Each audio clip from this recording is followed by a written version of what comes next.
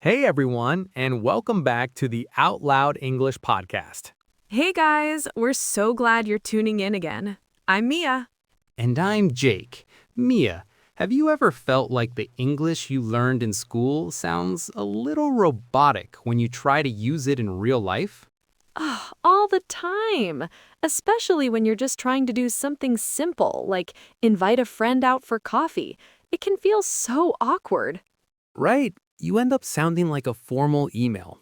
That's why today we've got a super useful topic for you. That's right, we're talking about how to make plans with friends in English, the natural way. Yep, we're throwing the textbook out the window. We're going to cover how people actually talk and text each other to hang out. We'll show you some real phrases, break them down, and give you lots of practice so you can feel confident and relaxed next time you want to make plans. Sounds good? Let's get into it.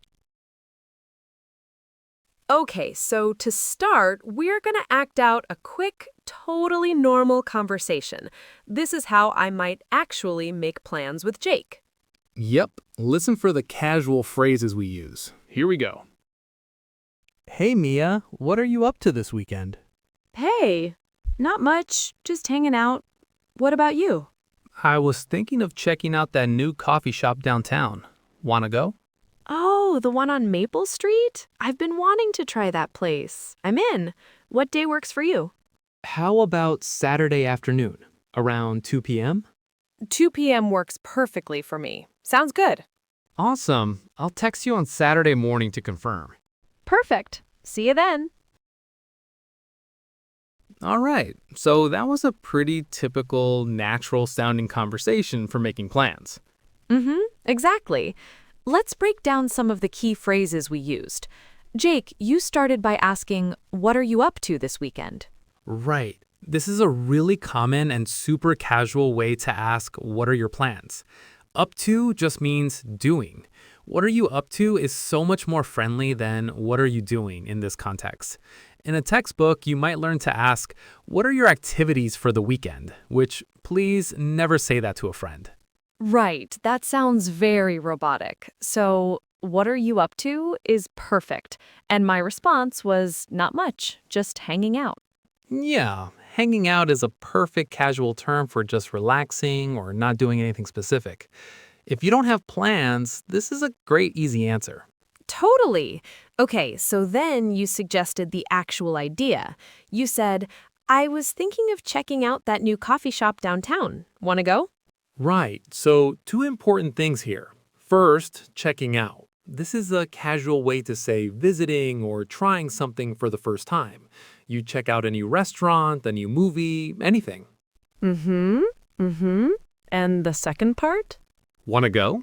It's just a fast-spoken version of do you want to go?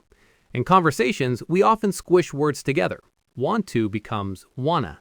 This is one of the biggest keys to sounding natural. Definitely. Now, my response was really positive. I said, I'm in. Yup. I'm in is such a great, energetic way to say, yes, I will join you, or count me in. It shows you're excited about the idea. For sure. So after I agreed, we had to figure out a time. You used the question, how about Saturday afternoon? How about is the perfect phrase for making a suggestion. It's not demanding, it's more like a gentle question. How about we get pizza? Or how about 7 p.m.? Right. And to agree to the time, I said 2 p.m. works perfectly for me. The phrase works for me is something I probably use every single day. Me too. It just means that time is good for me, or I am available at that time. It's super efficient and natural. You could also just say, that works.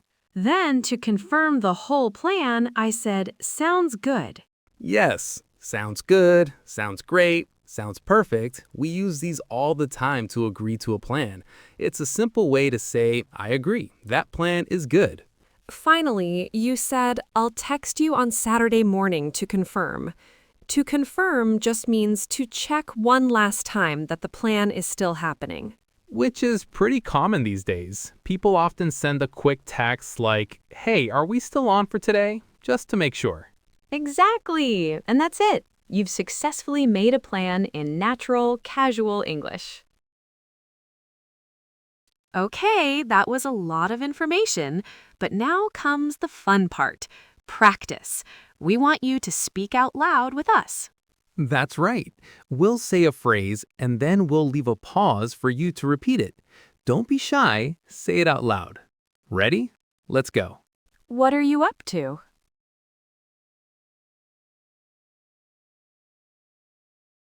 Are you free this weekend?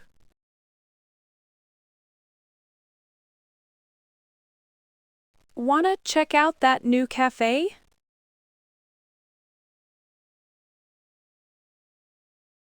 I'm in.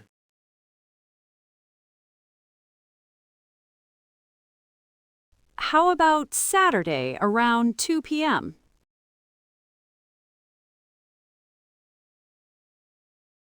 That works for me.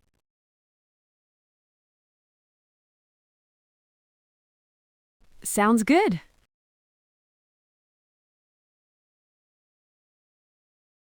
I'll text you to confirm.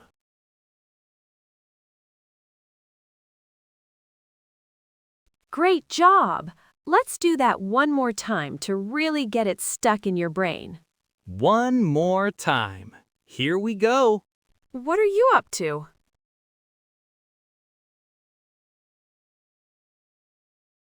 Are you free this weekend?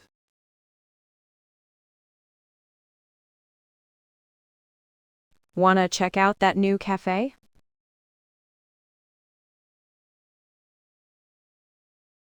I'm in.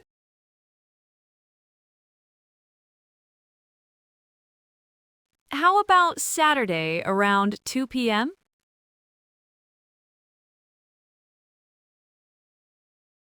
That works for me.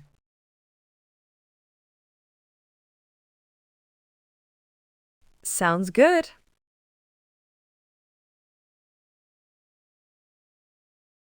I'll text you to confirm.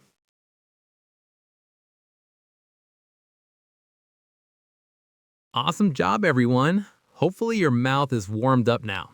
For this next part, we're going to talk about variations. Right, because in English, there are always a dozen ways to say the same thing. Having options makes you sound even more natural and helps you understand more people. Totally. So let's start with the opening question. We used, "What are you up to?" But what are some other great casual options, Mia? A really common one is, got any plans for the weekend? It's short for, have you got any plans? Another one you hear a lot is simply, are you free on Saturday? Are you free is great. It's direct, but still friendly. You could also say, "Doing anything fun this weekend?" Which is a nice, positive way to ask. It kind of assumes they're doing something interesting. Oh, I like that one. Okay, how about suggesting the activity? We said, wanna go and wanna check it out? Yeah, a slightly more cool or slang way to say it is, "Are you down to grab a coffee?" "Are you down to" is very common, especially among younger people, but everyone uses it. Down to is a good one. It just means, are you interested or do you want to?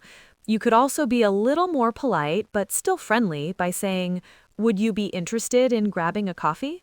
Right, that's a great option too. Okay, let's talk about how to say yes. We used "I'm in" and "sounds good." To match are you down to, you can say, yeah, I'm down for that. Or a really simple and enthusiastic one is totally or for sure. Yep, "for sure" is one of my favorites.